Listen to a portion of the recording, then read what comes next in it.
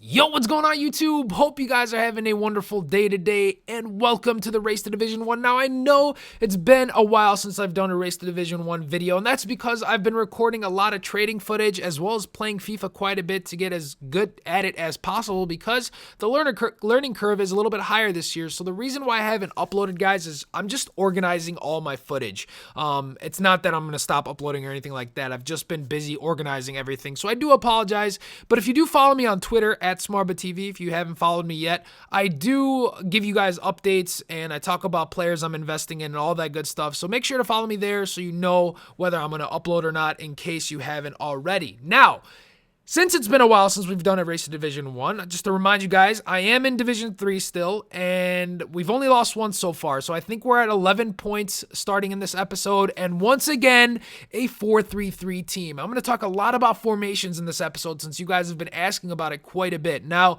the 4-3-3 is something that a lot of players are reverting on because it's such an easy counterattack style of play. You can put three pacey forwards up front and literally hit a through ball and hit them on the counter every single time. What I've found most successful for me, guys, and that it's really because I like to pass a lot and keep possession and be able to build up my play. And right there, Ribery with an amazing goal, and I'll talk about him a little bit later in this episode. What I've found is narrow formations are really effective this year, and I'm sure you guys have heard that quite a bit. But not only that, the 4-1-2-1-2, the one with the left mid and right mid, is also very, very good. You just have to manually get your left mid and right mid involved. And what I mean by that is you have to pass them the ball and send them on runs. So that's the only downside this year with wide formations. It's not to say that they don't work, but if you do like possession play, and oh my goodness, that roulette sent the defender flying out of Ribery's way. You guys are going to watch the replay right there. Again, I'll be talking about him later in this episode. You guys are going to see in this game, he just completely dominated the game, single-handedly, just absolutely dominated this game. But as I was saying, if you like possession play, you need to be extremely patient with the ball this year because the counterattack will kill you. It literally will kill you. Everyone, at least in the higher divisions, all I've been playing against is 4-3-3 formations that with a lot of pace up front. So be careful for it and be extremely, extremely patient. If you have to pass back, pass back. Don't be afraid to pass back to your defenders.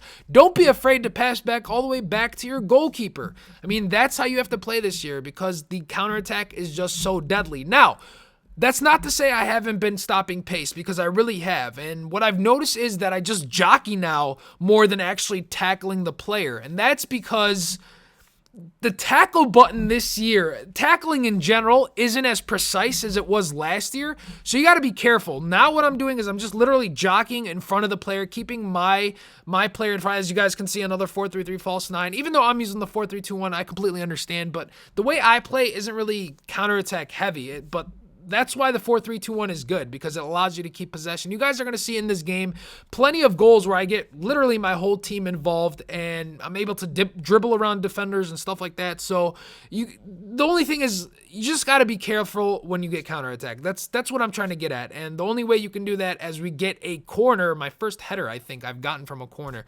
Haven't really figured out what to do from corners this year. I've tried just laying it off and dribbling into the box, but that really hasn't worked either. So I'm trying to figure out what the best thing to do with corner. I guess I'll let you guys know once I figure it out. But you guys are going to see right here, it's just a bunch of great goals with some teamwork. And I know a lot of people haven't been crossing, but that cross right there, just at the edge of the box on the side, you'll be able to cross into either your striker or right forward, and you'll be free for a header a lot of the time. So, keep that in mind when you're playing, that you are able to cross the ball into one of your strikers or forwards and be able to get some header goals if you want to. Here's another goal where I'm able to pass the ball around, and you can see he's pressing me. And if he presses me, it's literally going to destroy him this year. Last year, you were able to high pressure people. This year, because you can ping pong pass like this, the one touch passes, someone's going to be open. Look who it is again, Mr. Franck Ribery, who's been a monster for my team, an absolute monster. I cannot talk more about him. I want to start actually letting you guys know that he is my favorite player right now on FIFA 15. And that's because I've tried Neymar, and Neymar was just completely getting bullied. At least for me. I know a lot of people hype him up, but I really did not like using Neymar. I've tried Hazard, not a bad player. I'm not going to say I didn't have fun using him, but he's definitely not as good as Ribery.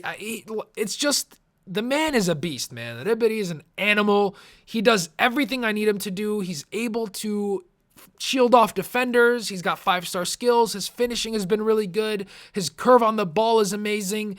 I've really had a lot of fun using him, and you guys are going to see plenty of, you guys should have seen plenty of sequences where he literally just controlled and dominated the game for me. And, that's one thing. If you want to use, as I mentioned, if you want to use wingers in the 4-3-2-1. You really get the most out of them. Here was almost another goal from him. You guys saw, completely does a few defenders and then just misses that last shot. That finesse doesn't go my way, unfortunately.